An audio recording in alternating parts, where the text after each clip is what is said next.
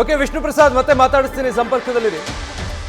ಪ್ರಜ್ವಲ್ ರೇವಣ್ಣ ವಿರುದ್ಧ ಇನ್ನೂ ಕೂಡ ಸರಿಯಾದ ಹೇಳಿಕೆ ಸಿಕ್ಕಿಲ್ಲ.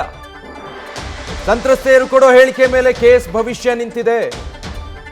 ಸಂತ್ರಸ್ತೆಯರು ಸರಿಯಾದ ಹೇಳಿಕೆ ಕೊಡೋ ತನಕ ಕೇಸ್ ವೀಕ್ ಅಂತಾನೆ ಪರಿಗಣಿಸಲಾಗುತ್ತೆ. ಪ್ರಜ್ವಲ್ ವಿರುದ್ಧ ಸಂತ್ರಸ್ತೆಯರು ಹೇಳಿಕೆ ಕೊಟ್ರೆ ಆಗ ಸಂಕಷ್ಟ ತಪ್ಪಿತಲ್ಲ ಅಂತ. ಸೊ ಈ ಹೇಳಿಕೆಗಳು ಇನ್ನೂ ಸಿಕ್ಕಿಲ್ಲ.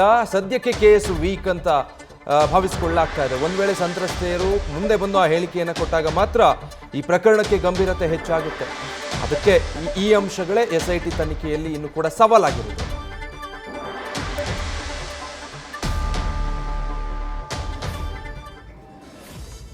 ಸೊ ವಿಷ್ಣು ಪ್ರಸಾದ್, ಈಗ ನೀವು ಒಂದು ಎವಿಡೆನ್ಸ್ಗಳಿಗೆ ಸಂಬಂಧಪಟ್ಟ ಹಾಗೆ ಹೇಳ್ತಾ ಇದ್ರಿ, ಮತ್ತೆ ಮತ್ತೊಂದು ಕಡೆ ಸಂತ್ರಸ್ತೆಯರ ಹೇಳಿಕೆಗಳಿನ್ನೂ ಸಿಕ್ಕಿಲ್ಲ, ಪರಿಣಾಮ ಪ್ರಕರಣ ಇನ್ನೂ ವೀಕ್ ಅನ್ನಿಸ್ಕೊಳ್ತಾ ಇದೆ.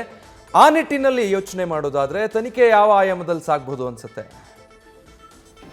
ಯಾಕಂತಂದ್ರೆ ವಿಜಯ್, ಇದರಲ್ಲಿ ನೋಡೋದಾದ್ರೆ ಸಂತ್ರಸ್ತರು ಕೊಡುವಂತಹ ಸ್ಟೇಟ್ಮೆಂಟ್ ಇಸ್ ತುಂಬಾ ಇಂಪಾರ್ಟೆಂಟ್. ಯಾಕಂತಂದ್ರೆ ಈ ಪ್ರಕರಣದಲ್ಲಿ ನೋಡೋದಾದ್ರೆ ನೇರವಾದಂತಹ ಸಾಕ್ಷಿಗಳು ಯಾವುದು ಕೂಡ ಇಲ್ಲ. ಕೇವಲ ವೈರಲ್ ಆಗಿರುವಂತಹ ವಿಡಿಯೋ ಏನಿದೆ ಅದರಲ್ಲಿರೋದು ಪ್ರಜ್ವಲ್ಲೇನಾ ಅನ್ನೋ ಒಂದು ಪ್ರಶ್ನೆ ಕೂಡ ಇರುವಂಥದ್ದು. ಯಾಕಂತಂದ್ರೆ ಇಲ್ಲಿ ಸಂತ್ರಸ್ತರು ಹೇಳಿರುವಂತೆ ಇದು ಪ್ರಜ್ವಲ್ ರೇವಣ್ಣ ಅವರ ವಿಡಿಯೋ ಅನ್ನೋ ಒಂದು ಪಾಯಿಂಟ್ ಉಲ್ಲೇಖ ಮಾಡ್ತಿರುವಂಥದ್ದು. ಮತ್ತೆ ಈಗಾಗಲೇ ಕಾಂಗ್ರೆಸ್ ಸಂಬಂಧಪಟ್ಟಂತೆ ಸಿದ್ದರಾಮಯ್ಯ ಅವರು ಕೂಡ ಸ್ಟೇಟ್ಮೆಂಟ್ ಮಾಡುವಂಥ ಸಂದರ್ಭದಲ್ಲಿ ಪ್ರಜ್ವಲ್ ಅವರ ಅಶ್ಲೀಲ ವಿಡಿಯೋ ಅಂತೇಳಿ ಅವರು ಕೂಡ ಮೆನ್ಷನ್ ಮಾಡಿರುವಂಥದ್ದು. ಆದರೆ ಆ ವಿಡಿಯೋದಲ್ಲಿರುವಂತಹ ವ್ಯಕ್ತಿ ಪ್ರಜ್ವಲ್ಲೇ ಅಂತ ಪ್ರೂವ್ ಮಾಡಬೇಕಾಗಿರುವಂತಹ ಜವಾಬ್ದಾರಿ SIT ಟೀಮ್ ಮೇಲೆ ಇರುವಂಥದ್ದು. ಮತ್ತೆ ಅದನ್ನು ಇನ್ವೆಸ್ಟಿಗೇಷನ್ ಮಾಡುವ ಸಂದರ್ಭದಲ್ಲೂ ಕೂಡ ಸಂತ್ರಸ್ತರು ಕೊಡುವಂತಹ ಹೇಳಿಕೆ ಆಧಾರದ ಮೇರೆಗೆ ಅದನ್ನು ಪ್ರಜ್ವಲ್ ಅಂತ ಪ್ರೂವ್ ಮಾಡಲಾಗುವಂಥದ್ದು.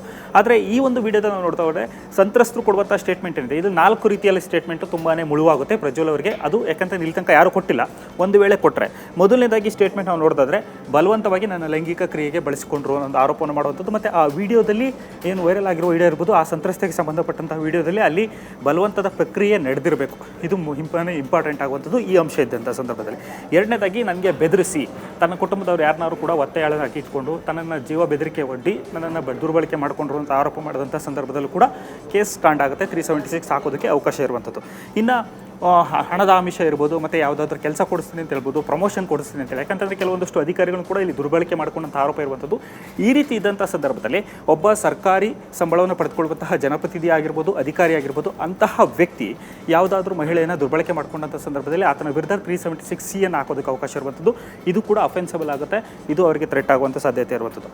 ಇದರ ಜೊತೆಗೆ ಅವರ ಕುಟುಂಬದವರಿಗೆ ಯಾರಿಗಾದರೂ ಬೆದರಿಸಿ ಅವರನ್ನು ಮಿಸ್ಯೂಸ್ ಮಾಡಿಕೊಂಡು ಆನಂತರ ಇವರನ್ನ ಬಳಕೆ ಮಾಡ್ಕೊಂಡಂತಹ ಆರೋಪ ಬಂದಂಥ ಸಂದರ್ಭದಲ್ಲೂ ಕೂಡ ಪ್ರಜ್ವಲ್ ಅವರಿಗೆ ಸಂಕಷ್ಟ ಆಗಿರುವಂಥದ್ದು. ಹೀಗಾಗಿ ಸಂತ್ರಸ್ತರು ಕೊಡುವಂತಹ ಸ್ಟೇಟ್ಮೆಂಟ್ ಏನಿದೆ ಈ 4 ರೀತಿಯ ಸ್ಟೇಟ್ಮೆಂಟ್ ಕೊಟ್ಟಂಥ ಸಂದರ್ಭದಲ್ಲಿ ಪ್ರಜ್ವಲ್ ರೇವಣ್ಣ ಅವರ ವಿರುದ್ಧ ಬಂದಿರುವಂತಹ ಆರೋಪ ಈ ವಿಡಿಯೋಗೆ ಸಂಬಂಧಪಟ್ಟಂತೆ ಇಲ್ಲಿ ಸಾಕ್ಷಿಗಳನ್ನು ಜೋಡಿಸೋದಕ್ಕೆ SITಗೆ ಸಹಾಯ ಆಗುತ್ತೆ. ಮತ್ತು ಅವರು ಕೊಡುವಂತಹ ಸ್ಟೇಟ್ಮೆಂಟ್ ಬೇಸಲ್ಲೇ ಇಡೀ ಪ್ರಕರಣ ನಿಲ್ಲುವಂತಹ ಸಾಧ್ಯತೆ ಇರುವಂಥದ್ದು. ವಿಜಯ್, ನ್ಯೂಸ್ ಫಸ್ಟ್ ನಿರ್ಭೀತಿಯಿಂದ ನಿಮ್ಮ ಪರವಾಗಿ.